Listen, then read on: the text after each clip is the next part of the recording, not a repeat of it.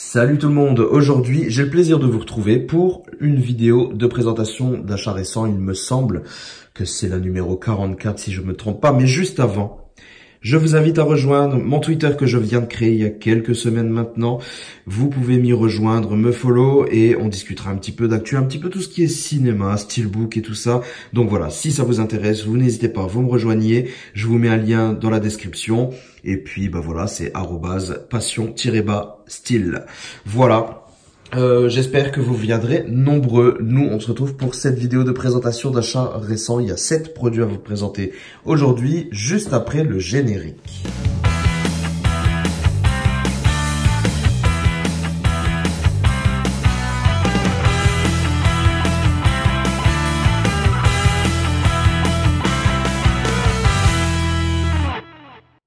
Et on commence tout de suite avec un jeu de Play 4. C'est vrai que je joue plus beaucoup à la console en ce moment, mais Spider-Man m'avait été chaudement recommandé.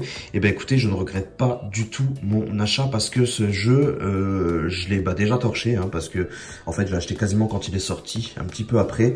Mais je prends tellement de retard dans mes vidéos d'achat récents que je suis en retard. Tout ce que je vais vous présenter aujourd'hui, il y a des choses que j'ai depuis plus de 3 mois. Donc voilà. En attendant, Spider-Man, première fois que je joue à Spider-Man et que je suis conquis à ce point. C'est un monde ouvert, mais qui présente beaucoup moins de défauts que la plupart des mondes ouverts. On a vraiment une durée de vie qui est assez conséquente. Les quêtes annexes sont pas vraiment, font pas un remplissage comme dans certains jeux.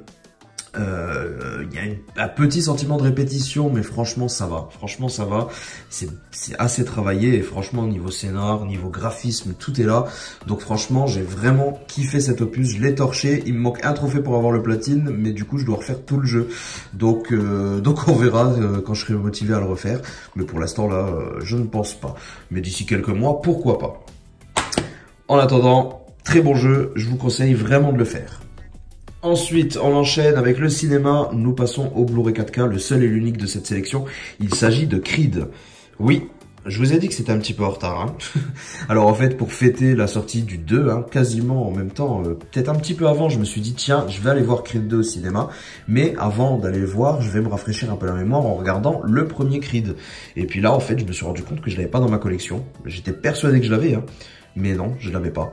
Donc en fait, illico, je me le commande sur Rakuten, enfin illico 2-3 jours après, dès que je trouve une bonne offre. Je crois que je l'ai payé 12 €, frais de port inclus, il me semble. Je m'étais fixé cette limite, 12 ou 13 € pas plus quoi, sinon je les aurais pas mis. Et donc voilà, j'ai trouvé le prix assez correct parce que voilà, le film en 4K est plutôt sympa. Je l'ai regardé en 4K d'ailleurs avec ma femme depuis, et puis j'ai repris mon pied. Il est quand même super bien ce Creed. Et j'ai vu le 2 entre temps au cinéma forcément, vu que c'était il y a plus de 3 mois. Et j'ai encore plus apprécié le 2. Et il est dans la même veine que le premier, mais je l'ai trouvé encore plus épique, encore plus spectaculaire. Et donc voilà, j'ai vraiment pris mon pied. Donc pressé d'avoir également le 2 que j'ai précommandé en steelbook, je crois. Je sais plus si je l'ai préco ou si j'attendais de voir un peu ce qui se fait dans tous les pays. Je crois que je l'ai pas préco. Mais bon, bien entendu, je le rentrerai, que ce soit en steelbook ou en amarré, ça c'est certain. Donc on enchaîne tout de suite avec les Blu-ray standards 22 miles, pareil, que j'ai acheté à sa sortie quasiment. Donc vous voyez, j'ai un petit peu de retard dans les présentations. Mais 22 miles, j'ai pas mal apprécié avec Mark Wahlberg. Niveau histoire, c'est une section d'élite de la CIA, si je me trompe pas. Je crois que c'est la CIA. Qui sont en mission et qui doivent exfiltrer un agent de police qui a des données, des informations très très importantes, mais ils vont se faire poursuivre par une milice, une armée même, je dirais, une armée sur une route de 22 miles. Et c'est bourré d'action, c'est rythmé, c'est plutôt cool, franchement. Ouais, vous passerez un bon moment si vous avez un petit peu envie d'un film un peu bourrin, ça passe super bien. Ensuite, troisième film Blu-ray de la sélection, il s'agit de Searching, film qui m'a énormément plu au cinéma. J'ai été le voir au cinéma sans être trop convaincu, honnêtement. Je m'étais dit, je l'avais mis tout de suite dans la catégorie, ouais, film, je vais aller le voir, mais ce sera sans plus, quoi. Et écoutez, non, il m'a agréablement surpris parce que il était excellent. J'ai surtout adoré la mise en scène. Alors, Searching, c'est quoi l'histoire? C'est ce jeune père de famille qui a sa fille qui disparaît tout simplement du jour au lendemain. Elle disparaît, il ne sait pas du tout où elle est et il va mener son enquête pour la retrouver, mais d'une manière assez particulière. parce que il va mener l'enquête et apprendre à la connaître parce que finalement il va se rendre compte qu'il la connaît pas des masses et la rechercher grâce aux réseaux sociaux, etc. Donc en fait tout le film se passe, je sais plus comment on appelle ce genre de film, écrirez-moi dans les commentaires si vous trouvez, mais il n'y a aucune prise de vue directe à la caméra, tout est fait à travers un écran. Donc on regarde les images à travers un écran d'iPhone, un écran d'ordinateur, la caméra qui est en marche, on voit des images de télé, tout se passe à travers des écrans. La technologie y est bien intégrée, même si ça ressemble à une pub Apple au début, un petit peu, on a tendance à dire, ils font la promo de FaceTime, hein, tiens, ils font vraiment la promo d'Apple. Mais on oublie très vite ceci et on se rend compte que c'est super ingénieux quand même si c'est pas nouveau, hein, on a déjà vu ce genre de style, mais je sais pas, la mise en scène m'a convaincu. En plus l'histoire est bien portée, le rythme est là, ouais, c'est assez intéressant, il y a des rebondissements, pas mal de rebondissements. Ça se tient bien et on prend plaisir à suivre cette enquête avec lui. Et franchement, c'est vraiment cool. Je vous le conseille vraiment vivement ce film, il est vraiment cool. Et donc on enchaîne avec encore un Blu-ray, il s'agit de En guerre avec Vincent Lindon, je dirais, Lindon, je crois que ça se prononce comme ça, qui est ultra percutant d'ailleurs dans ce film. Je ne pense pas que ce film est très connu et pourtant il vaut le détour, il est vraiment bluffant ce film. Pour ceux qui s'en souviendraient, ça s'est passé il y a quelques années, ce film retrace l'histoire des 1100 salariés qui se sont révoltés, qui ont fait grève durant des mois, pour conserver leur emploi, qui travaillait dans l'usine Perrin Industrie, ouais, l'usine Perrin Industrie qui devait se délocaliser, hein, comme on en voit de plus en plus en France. Mais voilà, ces employés ont refusé de se laisser faire, tout simplement aussi parce que vous l'apprendrez au fil du film, vous l'avez peut-être vu dans l'actualité, ils avaient des accords, ils avaient une situation, ils avaient renoncé à beaucoup de choses au sein de l'entreprise pour avoir une situation stable durant encore 5 ans, et puis finalement 2 ans après, la boîte leur dit non, au final on vous fout quand même à la porte. Donc voilà. On comprend bien mieux dans ce film les motivations, on comprend bien mieux ces personnes qui cherchent à conserver leur emploi et on se rend compte de l'ampleur en fait, parce que moi j'avais vécu le truc en le voyant les quelques brides qu'on en avait aux infos, mais voilà, on sent clairement que dans ce film il y a eu, et dans ce film et dans la vraie vie, il y a eu vraiment une manipulation de masse. Sur les raisons, sur la diffamation, afin de vraiment de décrédibiliser ces grévistes qui voulaient sauver leur emploi. Moi, en tout cas, c'est comme ça que je l'ai vécu, hein. On avait cette impression, voilà, qu'est-ce qu'ils ont à râler comme ça et à foutre le bordel depuis des semaines. C'était un peu l'image que la presse voulait nous donner de cet acte. Et quand vous regardez ce film et que vous comprenez le pourquoi du comment et exactement ce qu'ils ont eu avant, les accords qu'ils ont eu avant et comment on leur met à l'envers, franchement... c'est vraiment dingue, et surtout le film, ce n'est pas que ça, c'est pas qu'une histoire de grève, on a vraiment une tension palpable du début à la fin, une montée en puissance de la dégradation la montée en puissance tout simplement comme ça s'est passé en réalité.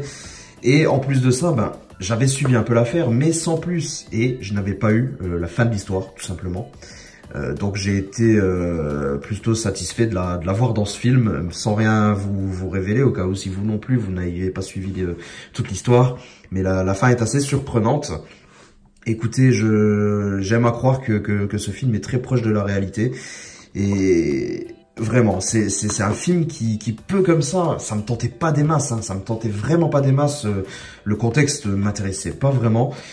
Et en fait, c'est juste parce que j'ai vu qu'il était plutôt bien apprécié que je me suis dit, allez, essaye quand même, hein, on sait jamais, peut-être que tu passerais à côté d'une pépite. Et j'ai vraiment surkiffé. Une tension vraiment palpable du début à la fin. C'est vraiment extra. Vraiment, j'assiste, essayez de le voir, s'il vous plaît. Ça serait vraiment cool, en tout cas si ça vous parle un petit peu, mais je vous le conseille amplement. Et dernier amarré de cette sélection, il s'agit... la Disney, Les Mondes de Ralph, un film que j'ai découvert un petit peu tard, hein. C'est un film qui est sorti en 2012 si je me souviens bien. Et je sais pas, il m'avait jamais vraiment attiré, hein. J'étais complètement passé à côté. Et je dois avouer que quand j'ai vu qu'il y avait le 2 qui allait sortir au cinéma, je me suis dit tiens, j'ai jamais vu le 1. Et donc voilà, je l'ai regardé et j'ai beaucoup aimé ce premier opus. C'est l'histoire de, je sais plus comment il s'appelle par contre, ça doit être écrit là. Ralph, qu'est-ce que je suis bête, c'est Ralph. Les montres de Ralph, c'est pas comme si dans le titre c'était écrit, hein. Non mais voilà, c'est Ralph qui est un méchant dans un jeu de bande d'arcade des années 80 et qui en a marre de jouer le méchant tous les jours et qui veut décider de devenir un héros et d'être un gentil. Et voilà, il va rencontrer une jeune fille qui est en réalité un bug dans un jeu. Et voilà, ils vont se lier d'amitié et puis traverser des mondes et puis voilà, pas mal de choses. On retrouve pas mal de références à la pop culture et aux jeux des années 80, même plus récents. Et j'ai trouvé ça vraiment sympa, ça passe très bien, c'est drôle, et puis c'est cool. Bon, je ne parlerai pas du second que j'ai été voir au cinéma, qui m'a totalement déçu, que j'ai pas du tout aimé, mais c'est peut-être très subjectif, hein. Mais voilà. Et quoi de mieux pour fêter ce petit amarré que de rentrer un steelbook. C'est le steelbook anglais si je me trompe pas, j'ai déjà oublié. Ça fait quoi, 2-3 mois que je l'ai et j'ai déjà tout oublié. Je crois que c'est l'anglais, première édition Zavi si je me souviens bien. J'espère que je me trompe pas, mais il me semble que c'est ça. Un steelbook assez original, en plus avec un bel embossage, un beau type cadre, donc je le trouve vraiment plutôt pas mal. Si jamais vous voulez une présentation, mais je pense qu'il doit y en avoir sur le net, mais si jamais vous en voulez une, vous n'hésitez pas à me demander. Mais voilà, j'ai pas hésité à me prendre le steelbook parce que je l'ai trouvé à un prix décent et parce que j'ai beaucoup apprécié ce Disney. Voilà. Écoutez, on a terminé pour ces achats récents. Je pense que qu'ils étaient assez variés, encore une fois, et pas mal de pépites dans le lot, hein. Searching que j'ai vraiment kiffé, et En Guerre, pardon, qui est vraiment excellentissime, que je vous conseille amplement. Voilà, n'hésitez pas à me dire ce que vous pensez de tous ces achats dans les commentaires, à me retrouver sur les réseaux sociaux, vous avez tous les liens dans la section à propos de ma page.